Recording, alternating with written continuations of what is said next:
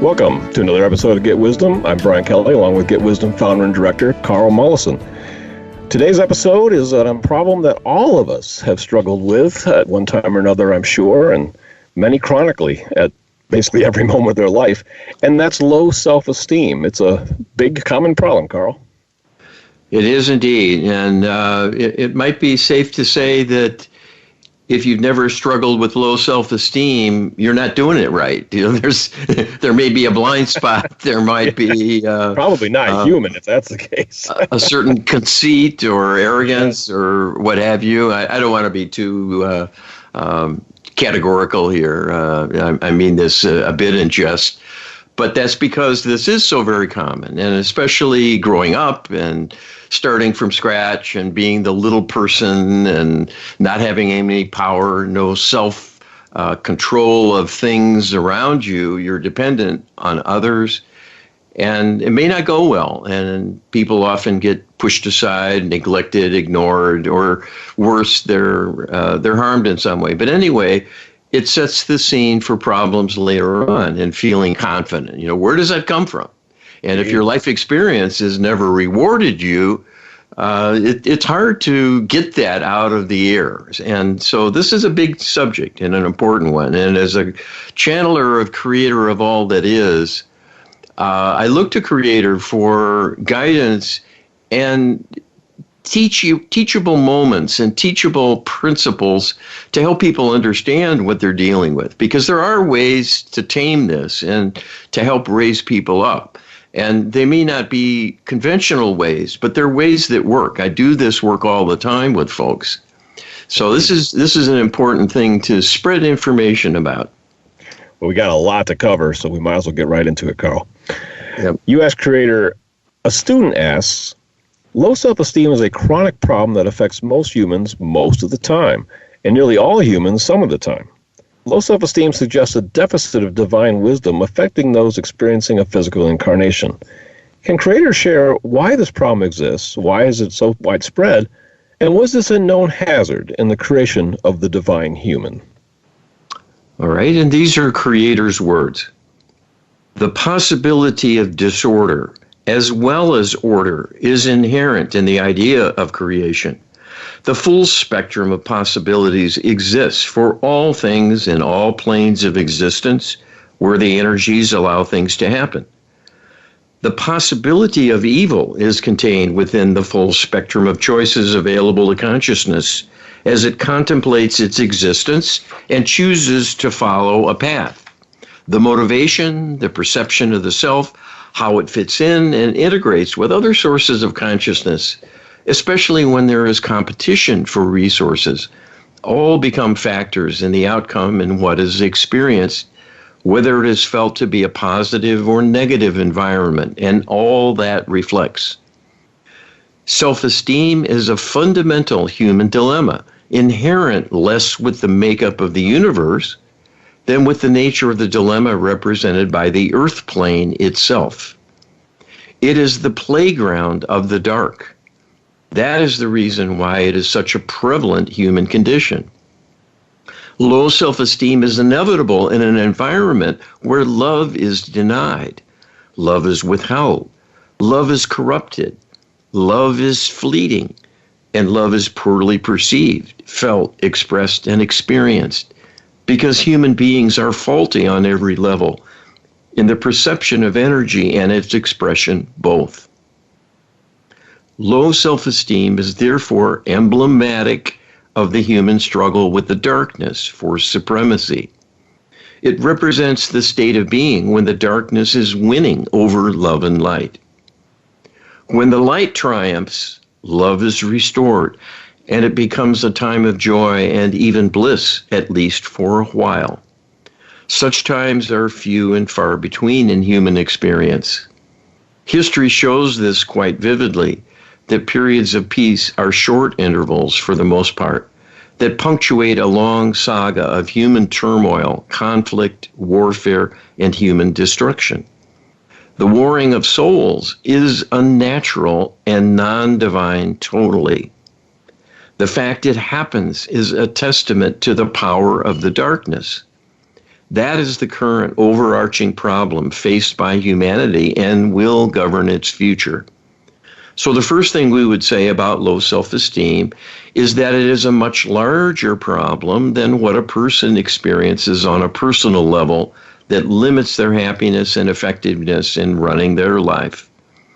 It is a dilemma shared by the human family as a whole and holds everything back in many respects. The salvation of the individual will necessitate the rescue of the human family as a whole in order to be a true answer, and a rescue from the problems of negativity being the predominant human experience and universally shared and experienced by great swaths of human culture individually and collectively. Well, the powerful message there is that your low self-esteem is not just your problem. It's literally everybody's problem. It's the human problem. Yeah, and it doesn't come from you in particular to a great extent.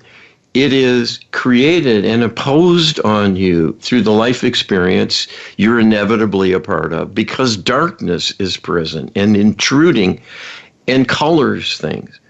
And so we talk about this again and again in this series, that there's big things going on, big troubling things, big threatening things, and evil things. And it has to be dealt with. Symptom. Yeah. Yeah. You ask creator, a student asks, low self-esteem would appear to be a lowering of standards and accepting a perceived judgment of inferiority on the part of the self or others. Clearly, there is a learning curve in going from ignorance to knowledge, from infancy to maturity, and from incompetence to mastery. But is it inevitable for intelligent beings to succumb to harsh judgment and accept an evaluation of inferiority as a result?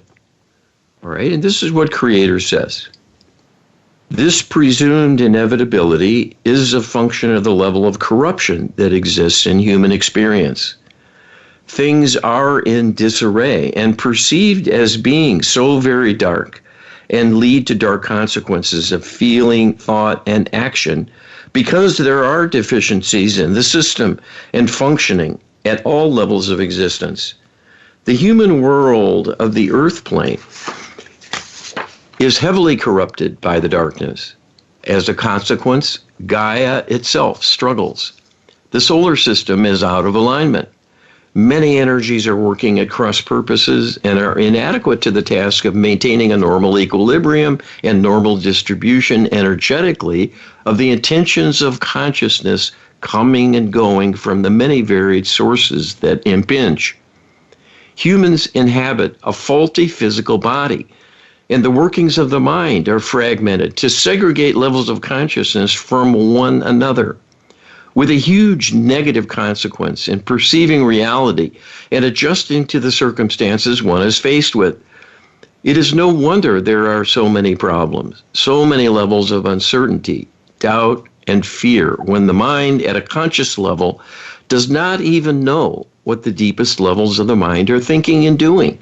And in fact, there can be an ongoing reign of terror on the part of dark beings invading the deep subconscious and carrying out a campaign of propaganda to stir up inner conflict and fear by pushing karmic buttons to remind the individual of past failings and past tragedies of all kinds, with tauntings and mockery and predictions of their coming again, to repeat the failures and the times of torment and anguish.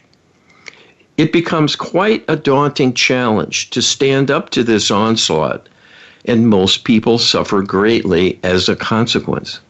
The levels of anxiety, tension, and fear, without a seeming origin, can become crippling and result in a mental breakdown at the extreme.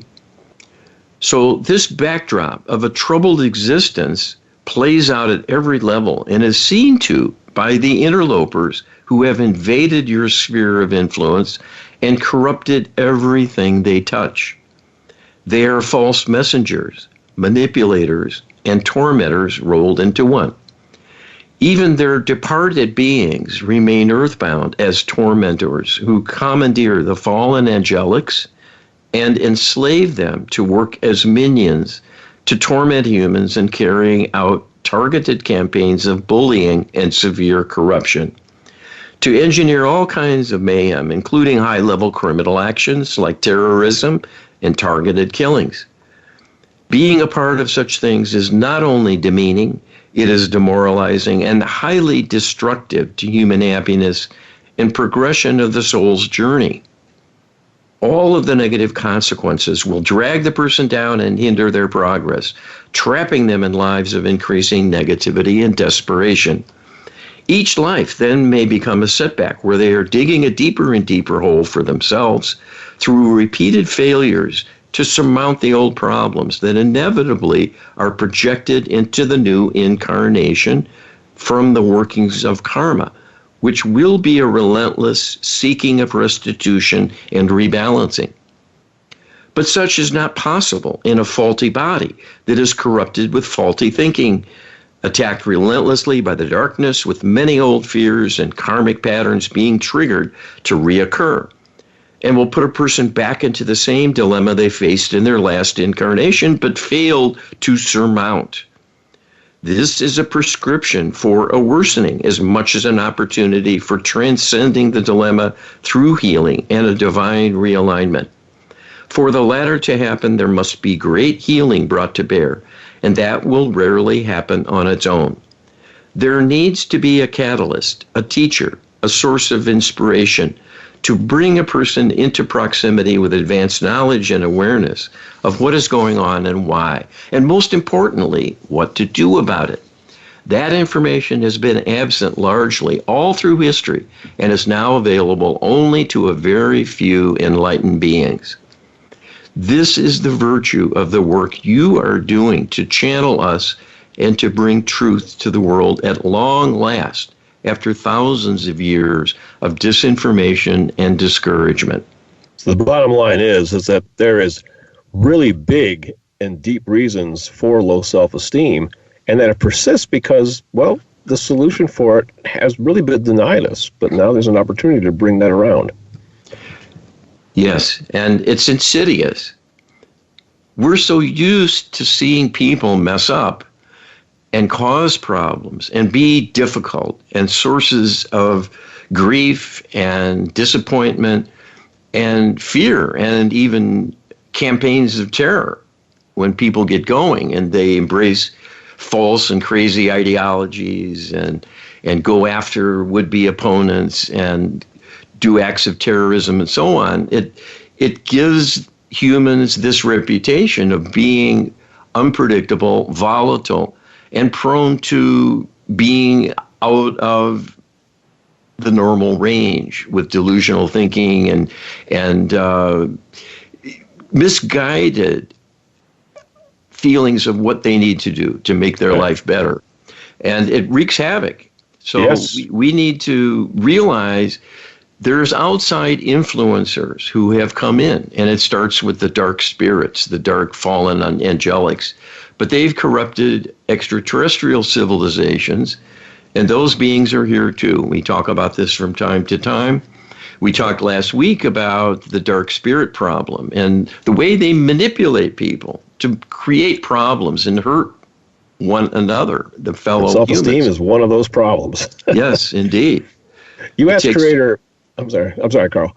It just takes a huge toll across the board. It does. You asked creator... A student asks, we've learned that the deep subconscious acts as a kind of watchdog for the divine human during an incarnation, constantly scanning the Akashic records for hazards and discordant karmic energies recorded there, and warning the conscious self of these hazards emotionally via stress and anxiety, often it seems amplifying them greatly. Does it actually create self-fulfilling prophecies by exaggerating the dangers and actually causing problems it was meant to assist in avoiding? All right, and Creator has this to say. This process of reawakening seems to be a problem in itself, but in actuality is inevitable because karma will see to this, whether the person wants it to happen or not, and whether they seek some treatment or assistance to prevent it from happening. It is healable, but only through addressing the reality it represents and finding a way to reckon with the distortion of energies to right the wrongs energetically and create a healing through changing the energetic signatures within the Akashic records of all that has happened in the past to drag a person down and create the negative karmic potential for a repeat of the experience. For most people, this rarely happens, and that is because of the lack of understanding of the true nature of human problems, what they are struggling from, and why it is happening to them, its true origins, and what might be required to right the wrongs of the past and restore balance and regain a normal well-being and equilibrium. They will be living in the dark without any conscious awareness of these happenings, nor what the consequences will be, or how to bring healing to prevent the worst from happening. Under these circumstances, the deep subconscious has a far greater life challenge than the conscious mind, which is largely shielded from reality and is living a false existence from its meager set of facts and assumptions and beliefs built upon experiences within its memory. In actuality, the size of the task is larger than life and is greater than any human can cope with single-handedly. This is why divine help is so very important to seek and enlist on one's behalf. You cannot do it alone. You need a divine partner to help carry the load and help sort through the many layers and rework the energies to dispel the distortions and the negative beliefs that cause faulty thinking, inner conflicts, doubt, fear, and the low self-esteem and misperceiving the self and one's role in the world. Well, it doesn't get any more direct than that.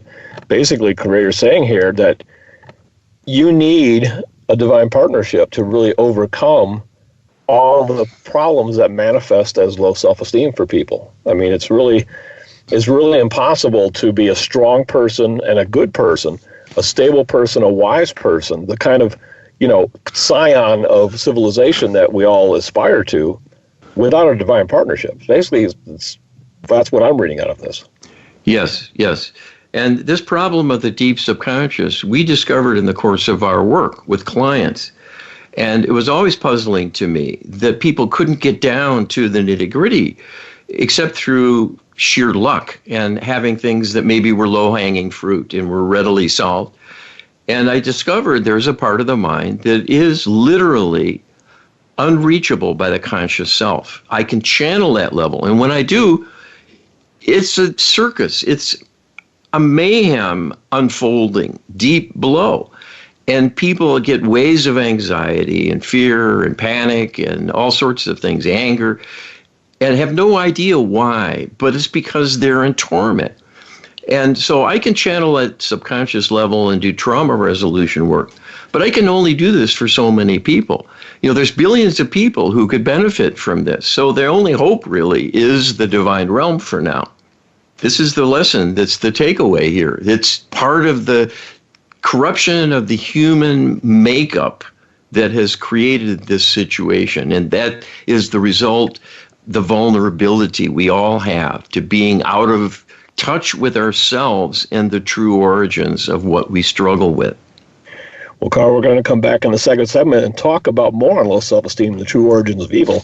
Be sure to check us out at getwisdom.com, where you can investigate our healing services. We could do clearings for personnel, for animals, for houses and property.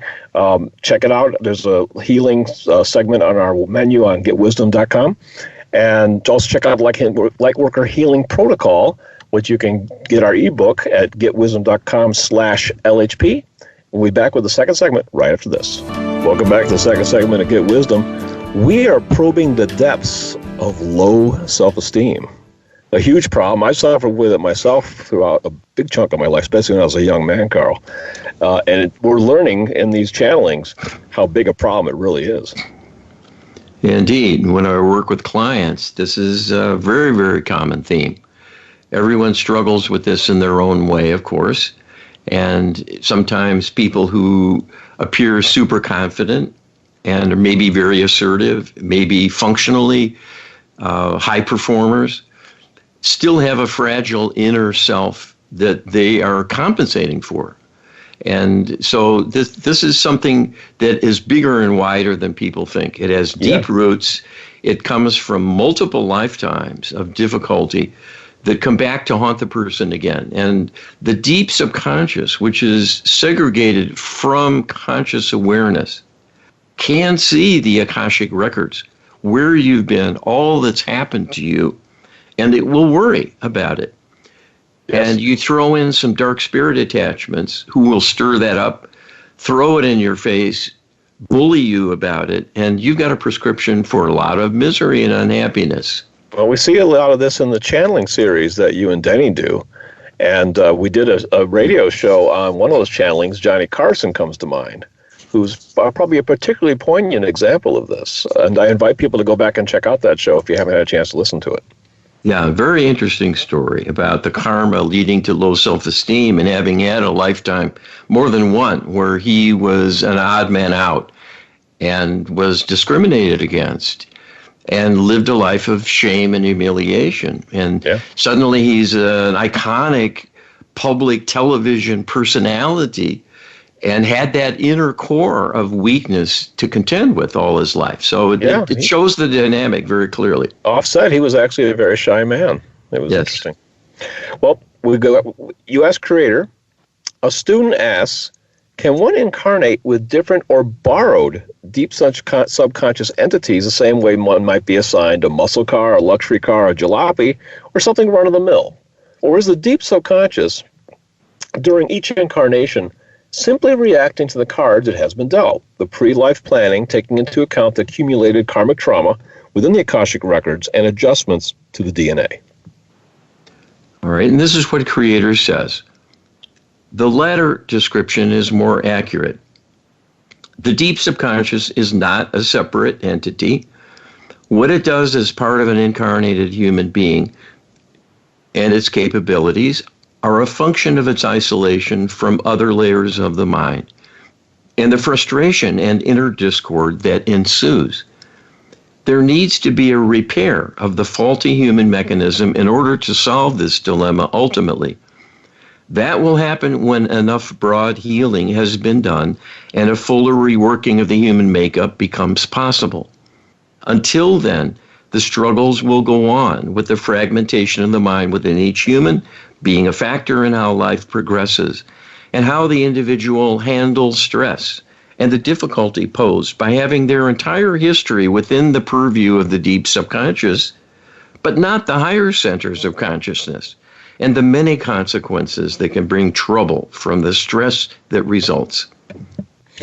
Yeah, that does seem to be where the deep subconscious sees everything, and we're subject to the stress and anxiety as a result of all that, but we don't know what's being seen. And yeah, it's quite the disconnect. But Creator's saying this is basically our fundamental dilemma that we have to resolve to save ourselves ultimately. Yes. Well, this is part of the challenge to save humanity and allow this broad, magnificent healing that's been foreseen, the grand ascension of humanity to higher realms, higher vibrational states of being. It will not happen until we heal all of this karma. So we've got to contend with this. There's no way around it. Can't avoid it. So you ask Creator, a student asks, can light beings in the light still suffer from low self-esteem? Or is it only a reality in the physical and lower astral planes? If not, how did evil first evolve in the light before precipitating the fall from the divine? So basically, in other words, do people in heaven have low self-esteem? You know? And how do the angels fall from there? So this is a big question, Carl. I'm looking forward to the answer on this one. All right. Well, this is what Creator says. Low self-esteem is not truly a problem for the light being. And that is because each individual has vast capabilities. You are never in a position of deprivation and lack, as experienced by human beings all too often because of the inequities of life, individual circumstances, and the consequences of the need to compete for resources and with one another for power and control. Light beings do not function that way. That is the dilemma of the human and other extraterrestrial species inhabiting the physical plane within your galaxy. Divine humans in the light have autonomy and have a full array of capabilities of all kinds, an ability to come and go and to exist with little effort because energy is freely available and can simply be summoned by the mind and utilized to create all manner of things to experience and manipulate. There is no need for money, and thus power is much more equally distributed among all beings. There are always possibilities for making a misstep or making a less than perfect choice. Thus, karma will continue to be a factor and driving force, but with much narrower extremes than experienced by human beings, as the transgressions of the light being are much more limited in scope and impact. For the most part, the light beings are far too wise to make major errors in the first place, simply because it is unthinkable, given that they will meet with swift retribution via the law of karma. So one would never choose to do something so foolish. The fault of the angelics who turned away from the light was more a consequence of being unable to handle the many blessings they were given without wanting more.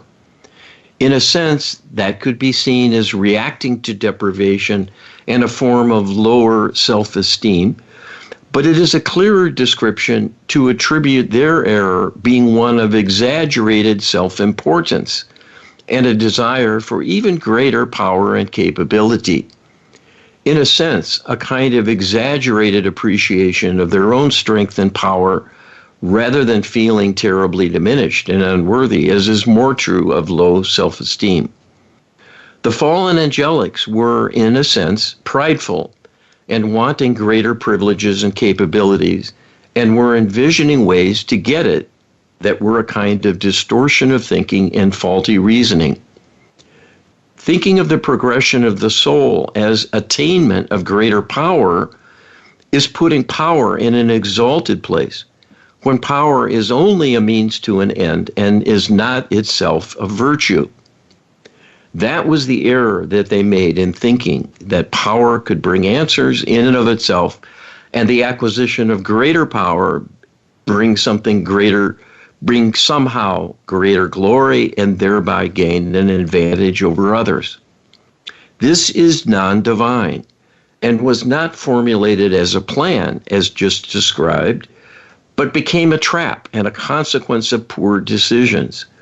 Seeking personal power as a way to excel and even please Creator, but was a faulty idea and a false goal and a kind of trap that was doomed to fail because of the distortion in thinking it represented and the inevitable consequence of bringing a state of being that is out of alignment and unbalanced, requiring a karmic consequence to restore a balanced state of being energetically once again.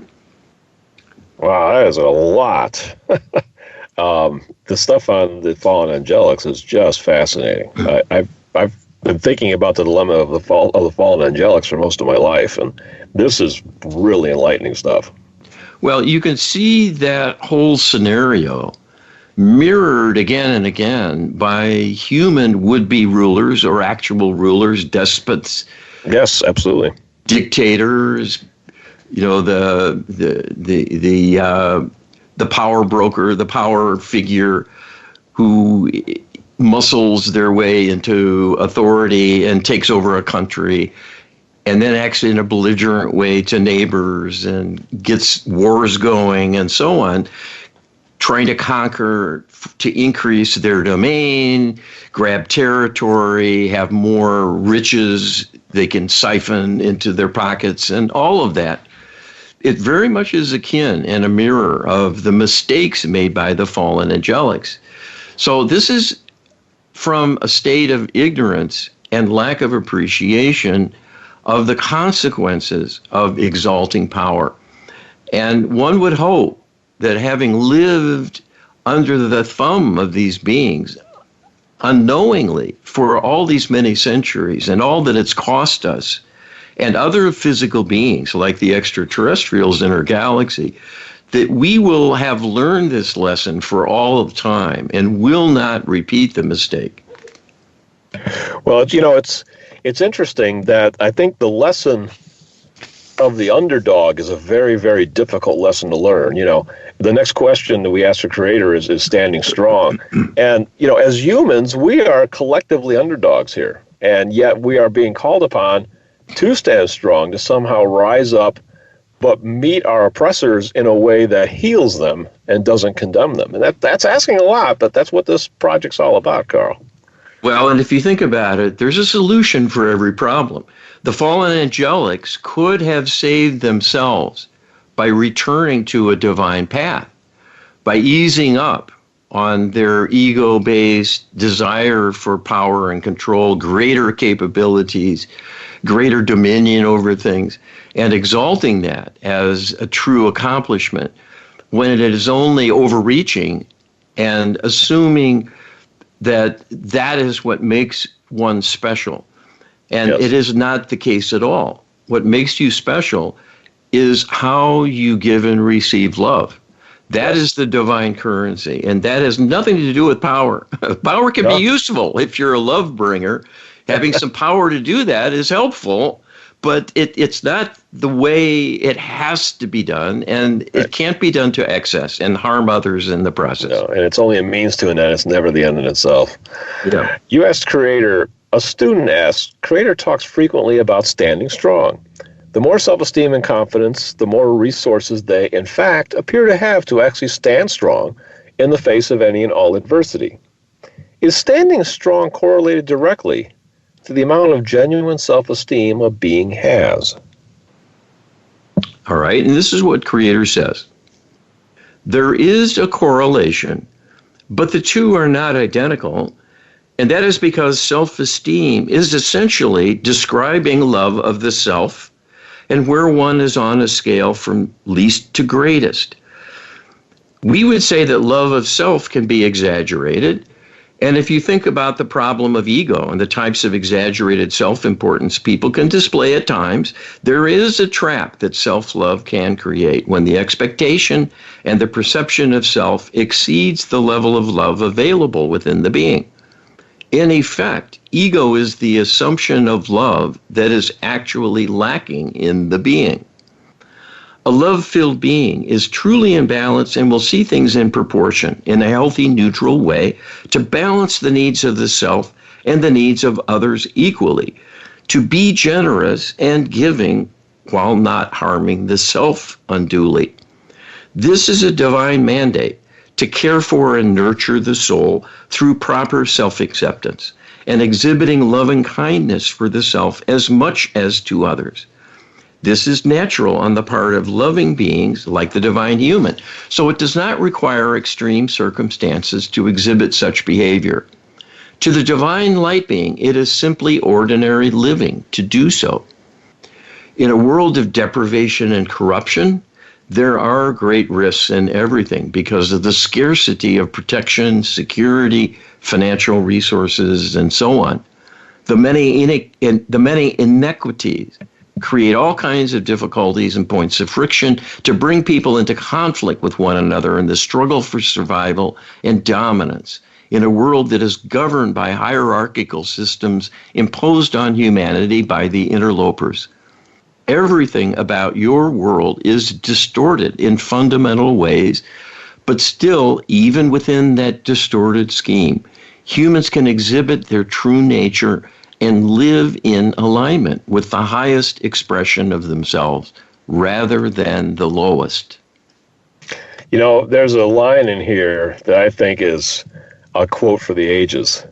And it's, in effect, ego is the assumption of love that is actually lacking in the being. So that is such a deep, deep statement. I'm not sure what Freud would do with that one. Well, I think it's rather profound. Yes, it's exalting the self for your would-be and your perception of your accomplishments and your stature, your standing, how you measure up compared to others, and feeling superior and that sort of thing. But that's the trap of ego, the appeal to power, as though that is defining your worth. And in fact, it is not. Yes. The humble person who loves their neighbor and themselves is in a divine alignment that might far outstrip someone who is a world leader in how they comport themselves and how they conduct themselves and use their energy, and the consequences and the impact they have on the world and other people. So the trappings of accomplishment and wealth and power and elite education and all of the things that people strive to acquire are all well and good. But if they don't lead to living a life of love and love sharing, they're really beside the point and missing the point of existence. It is to give and receive love. That is what makes the world go round, and what keeps you and defines your being in divine alignment. You know, I once remember a quote from Napoleon, of all people, that he was asked, you know, what are you going to do after the war? What kind of power, what kind of structure for government are you going to put in place? And he says, oh, I don't have time to worry about that now. I have to win the war first. And I think with a lot of people that seek power, they still have maybe some good ambitions buried deep down inside, but they think they have to get the power first before they can focus on that. And that becomes a dilemma trap in its own right. Yes. And I think the overarching message we get again and again from Creator is that love and its expression can make you strong and keep you strong. It can keep you healthy. It can keep you safe. If you partner with Creator and you're on Creator's wavelength, which is the love line, you will be doing well. It cannot fail. Eventually, you will be raised up in the doing. And standing strong is standing for love in all you do, the way you conduct your affairs. Well, come back for the last segment, but we'll be talking about overcoming low self-esteem. So come on back right after this. Back for the final segment of Get Wisdom. We are talking about low self-esteem, and on this segment, we want to focus a little bit on overcoming low self-esteem. Indeed, we got, our job is to bring hope. Well, and we bring channeled wisdom from Creator of all it is. And I was just thinking as we were waiting to start the last segment that I haven't mentioned in a long time that despite what I do as a channeler, I do need to caution people. You can't just assume that all channeling is genuine. In fact, more than 90% of it is not. It's not authentic. People are not channeling who they think they are. There's a big campaign of co-opting channelers, misdirecting them, and doing hand-holding and giving them happy talk to dispense. And this is why the messages are almost universally about sweetness and light, how everything is going to be wonderful, the human family is going to come together, we're going to be raised up by Gaia and have a grand ascension, and just make your popcorn, sit back, and there's nothing much you need to do, and it's all set, it's going to happen, and you'll be along for the ride, and it'll be wonderful. And that's all a disinformation campaign. Well, we talked about in this very program, the deep subconscious and the turmoil that's going on down there.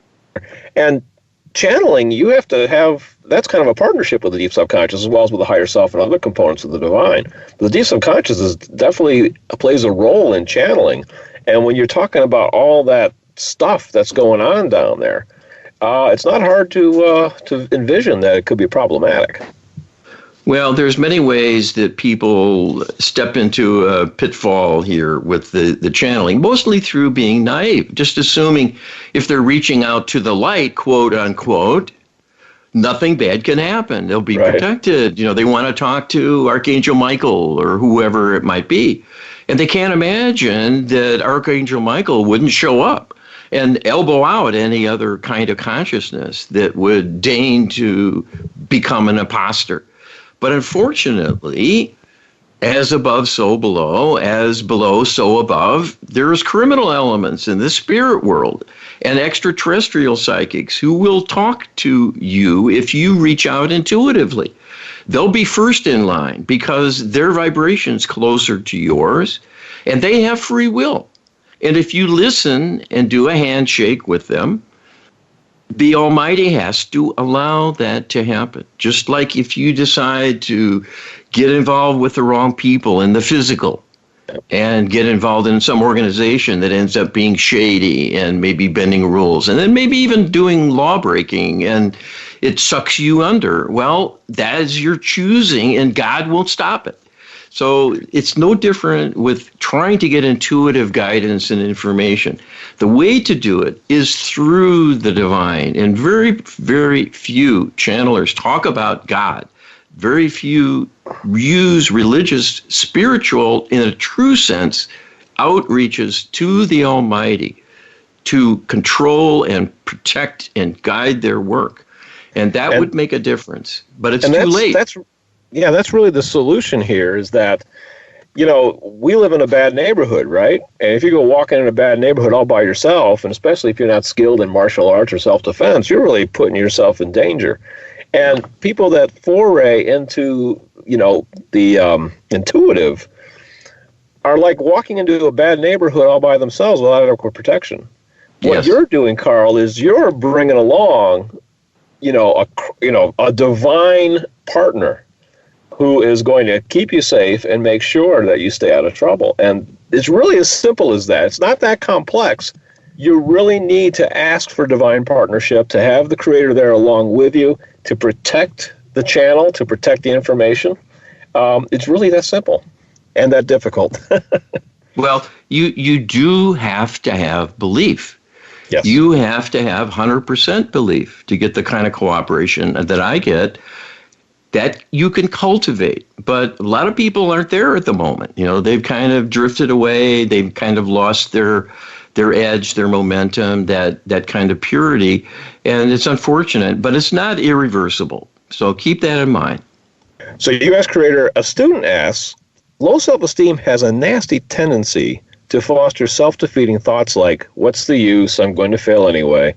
But this in fact makes no sense, given that all of us are in the trial and error exploration of life itself, and practice makes perfect. Can Creator comment on the saying, pick yourself up, dust yourself off, and start all over again, and why so many people struggle with this? All right, and Creator tells us the following. Again, we would point to the basic dilemma of human disconnection, that appearances are deceiving.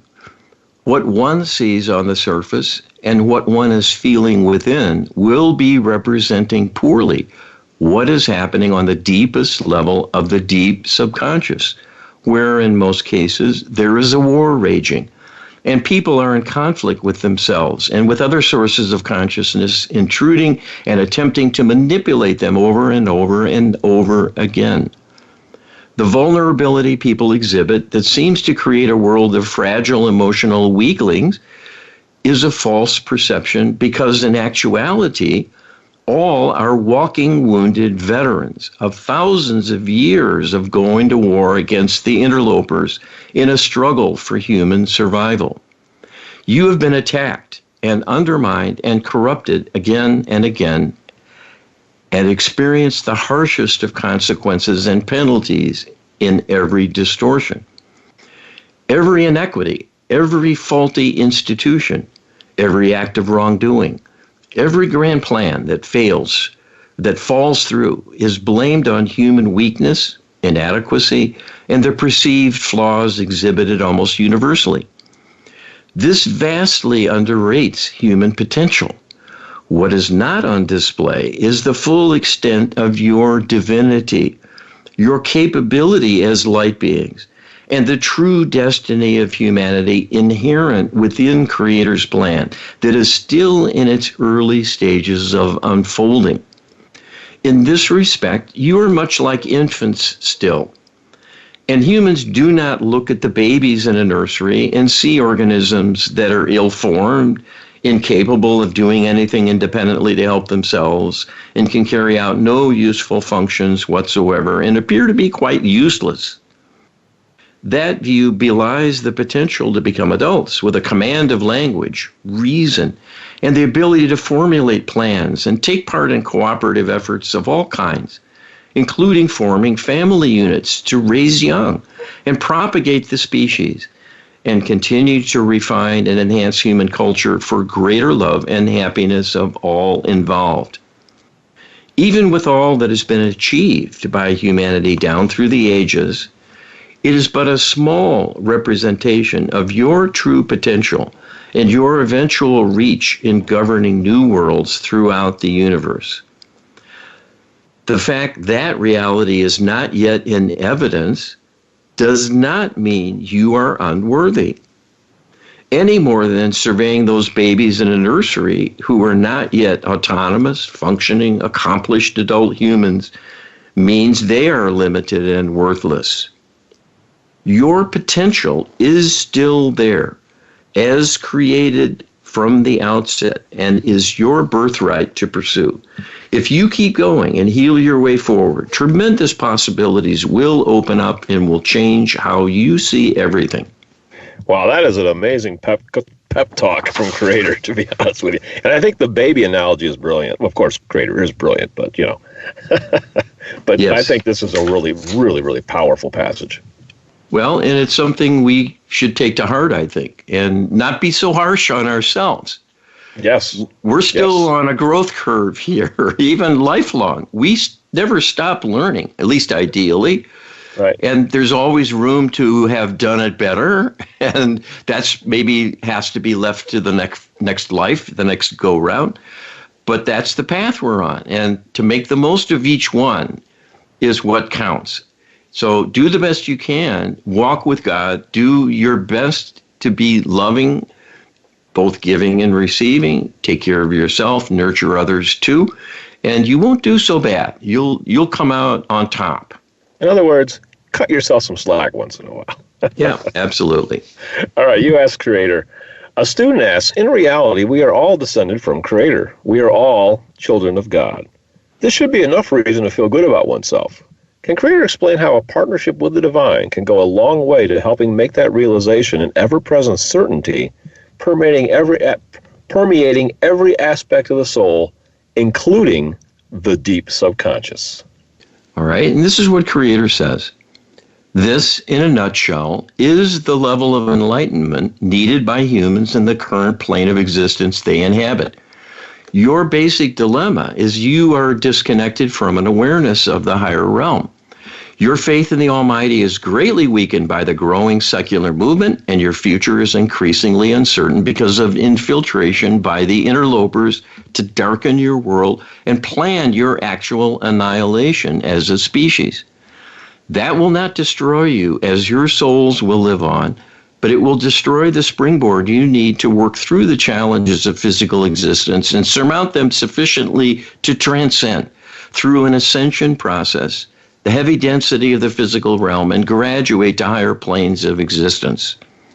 So what is truly needed is much more than overcoming low self-esteem. That is but a symptom of the human dilemma of disconnection in recognizing your frailty and not being certain that greater possibilities exist for you, and doubting one's own ability to even survive, let alone prevail, given all the challenges that hinder human survival and make progress truly. Most people are complacent, even though they live lives of quiet desperation and are simply marking time, hoping to live out their existence with a minimum of pain and suffering and eventually escape the burdens they have become accustomed to, but weigh heavily and are not enjoyed. That is a kind of plight, a kind of sentence people are consigned to, not knowing better what is possible or how to achieve it.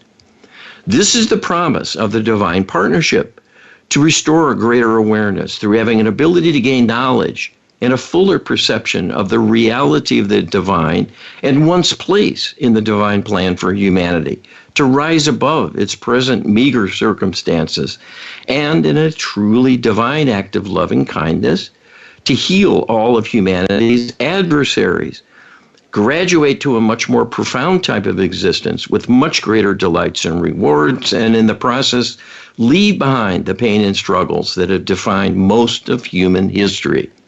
Having learned the lessons it provides, humans need not repeat the old ways, and the need for a physical existence and its limitations will have been transcended. And that will be the greatest of blessings humans will have enjoyed since the creation. When this is within your grasp, with a possibility of coming about within a decade, now is the time to act, to move seriously, to partner with the divine with every fiber of your being, every waking moment devoted to cultivating the partnership and maintaining an ongoing awareness of the divine within you, and seeking its participation and the betterment of humanity on an ongoing basis to change everything about the world and heal all who suffer, especially the perpetrators who have interfered so grievously in human affairs, to raise them up, to liberate them from their depravity and allow them to recover as a parting gift to the universe you are currently a part of, but on your way to greater things. You know, I think some people are going to pick out that coming about within a decade. Oh, what's that? What's coming about within a decade, Carl? We got about a minute to cover that.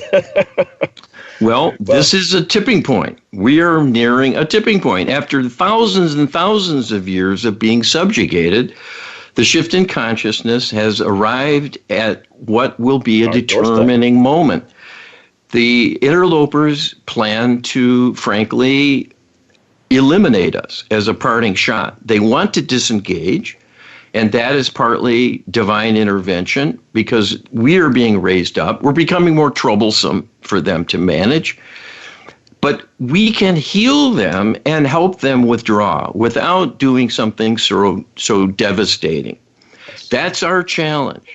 And that's the test of us now, not only to believe in the Almighty, but to believe in ourselves, that we can bring in a divine intervention so profound that it will heal multiple extraterrestrial civilizations of interlopers and perpetrators, as well as the fallen angelic demonic spirits. No small task there. Well, I brought this up because it's really an invitation for people to check us out at Get Wisdom. We have so much information that will go much deeper into this whole question about everything, about who we are, what it's all about, where we're going.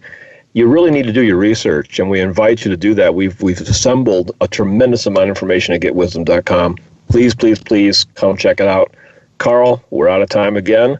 It's always a pleasure doing this. We look forward to doing it again next week. All right, take care and be well.